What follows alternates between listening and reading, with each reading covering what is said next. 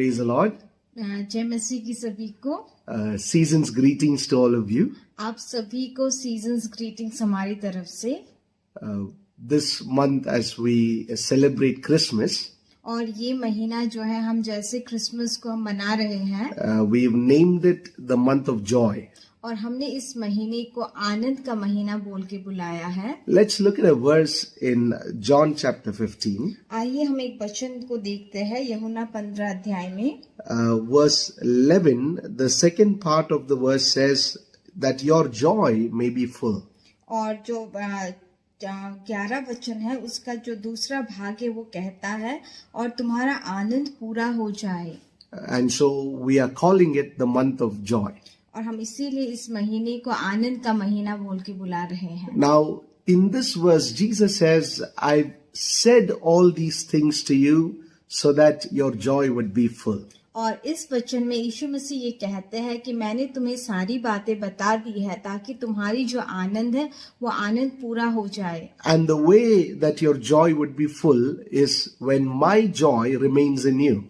और किस प्रकार से तुम्हारा जो आनंद है वो पूरा होगा जब मेरा जो आनंद है वो तुम्हारे अंदर होगा। Now, we read verse 11. The previous 10 verses gives us about 15 reasons why, 15 reasons for all our joys. और हमने अभी 11 वचन को पढ़ा है। इसके पहले जो 10 वचने हैं, जो 10 पदे हैं, वो हमें कहती है कि क्यों हमारा आनंद जो है वो पूरा होता है। There's a lot of reasons given that these are the reasons for your joy. और यहाँ बहुत से ऐसे कारणें बताई गई है कि इन कारणों की वजह से ही हम आनंदित होते हैं। But our focus is going to be on verse 7 today. और हमारा जो केंद्र है वो आज जो वचन 7 है उस पे होगा। The Bible says, if you abide in me and my words abide in you, whatever you ask, I'll give it to you. और वचन ये कहता है यदि तुम मुझ में बने रहो और मेरा वचन तुम में बना रहे तो जो चाहो मांगो वो तुम्हारे लिए हो जाएगा। Now that's a very important verse. और ये वचन जो है ये बहुत ही महत्वपूर्ण वचन है। It is important because that is the key for answered prayers. और ये बहुत ही जरूरी है क्योंकि ये जो है प्रार्थना के उत्तर पाने के लिए एक कुंजी है। Many people say, I prayed but I have not got any response. और बहुत से लोग कहते हैं कि मैंने प्रार्थना तो की पर मुझे कोई उत्तर नहीं मिला। Some say, I cried in prayer and still didn't get response. और बहुत लोग ये कहते हैं कि मैंने प्रार्थना में मैं बहुत रोया पर फिर भी मुझे उत्तर नहीं मिला। God is very compassionate to your tears. और परमेश्वर जो है वो आपके आंसू को लेके वो बहुत ज्यादा कंपैशनेट है, उनको बहुत दया आती है आपके आंसुओं को देखकर। But that is not going to add value to your prayer. पर वो जो है वो आपके प्रार्थना में उसके मूल्य को नहीं लगाएगा उसमें।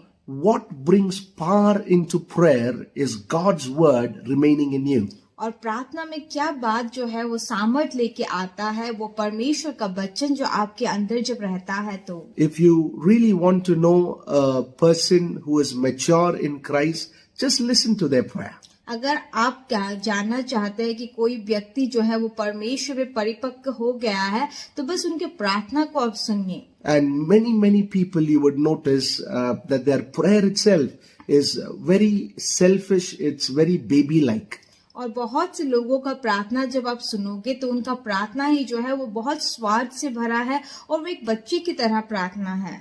And so those are prayers that is ineffective. और उस प्रकार के प्रार्थना से कोई प्रभाव नहीं होता। But when God's word becomes the most important thing in your heart, पर जब परमेश्वर का जो वचन है वो आपके हृदय में सबसे महत्वपूर्ण बात जब बन जाती है, when you really value God's word in your heart, और जब आप परमेश्वर के वचन को आप मूल्य देना शुरू करते हो, उसको बहुमूल्य आप जब अपने हृदय में मानते हो, then your prayers will be in agreement with God's word. और तब आपकी जो प्रार्थना है वो परमेश्वर के वचन के साथ वो सहमत होकर रहेगी। When your prayers are in agreement with God's word, it is God's word that releases God's power to work in your life. और जब आपका जो प्रार्थना है वो जो परमेश्वर के वचन के साथ जब वो सहमत होता है तो परमेश्वर का जो सामर्थ्य है वो आपके जीवन में निकलता है। Then the Bible says, whatever you ask, it shall be done. और तब वचन कहती है कि आप जो कुछ भी मांगोगे वो आपके लिए किया जाएगा, Because by now the word has transformed the desires of your heart. क्योंकि अब जो है वचन जो है वो आपके हृदय की इच्छाओं को उसने बदल दिया है। See, there is nothing wrong with asking God for house or money or car and bike and things like that. और ये कोई गलत बात नहीं है कि परमेश्वर से हम घर, गाड़ी, बंगले, ये सब चीजों, पैसे, ये सब चीजें मांगे, ये गलत बातें नहीं है। But it matters with what motives and what agendas and goals we want to have these things. पर ये मायने रखता है कि हम किस बात के लिए इन चीजों को मांगते हैं, हम किस विचार से इन चीजों को परमेश्वर से मांग रहे हैं। Is it for the glory of God or is it for our self-exaltation? क्या ये परमेश्वर को महिमा देने के लिए है या खुद अपने आप को ही बड़ा करने के लिए ये बातें हैं? Because blessings will amplify and give you the ability to accomplish things for God's kingdom. और क्योंकि आशीषें जो है ये सारी चीजें आपको क्षमता देती है कि परमेश्वर के राज्य के लिए आप कामों को कर सको। And so many people, when they ask for selfish motives. बहुत से लोग जब मांगते हैं तो वो अपने स्वार्थ के लिए ही मांगते हैं। Even when they get healed, they don't go and tell even 10 people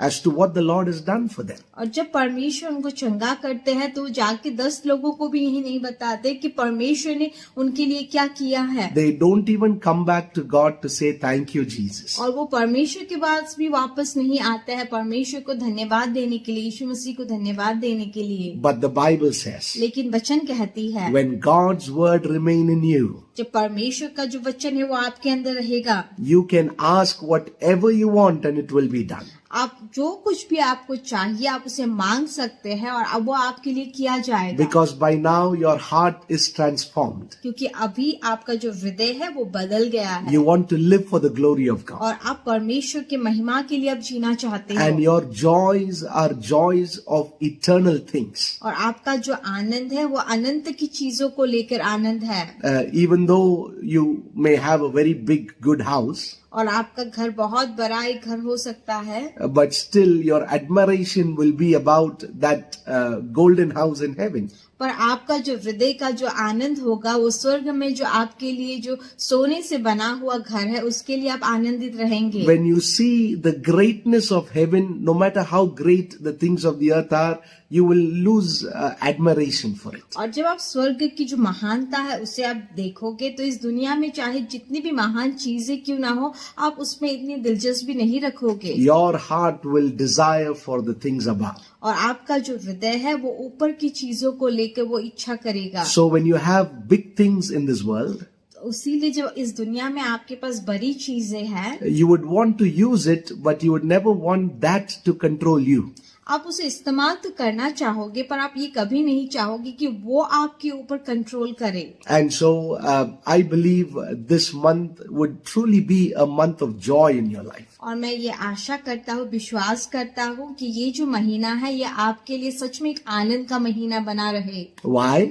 क्यों? Because you would pray this month. क्योंकि इस महीने आप प्रार्थना करोगे। Even though there will be a lot of busy things that you have to do, और बहुत सी ऐसी व्यस्तता की बातें होगी जो आपको करनी पड़ेगी, still you would prioritize and spend time with God and see results in your prayer. फिर भी आप परमेश्वर को समय देने में आप प्राथमिकता दोगे और आप उसके उत्तर को अपनी प्रार्थना में देखोगे। And because of these two reasons, और इसीलिए इस दो कारणों के लिए, because of God's presence and your prayers being answered, और परमेश्वर की उपस्थिति और आपका जो प्रार्थना है वो उसका उत्तर मिल रहा है, इसीलिए that your joy will be full, और आपका जो आनंद है वो पूरा हो जाएगा, which you cannot explain, but your heart overflowing with joy.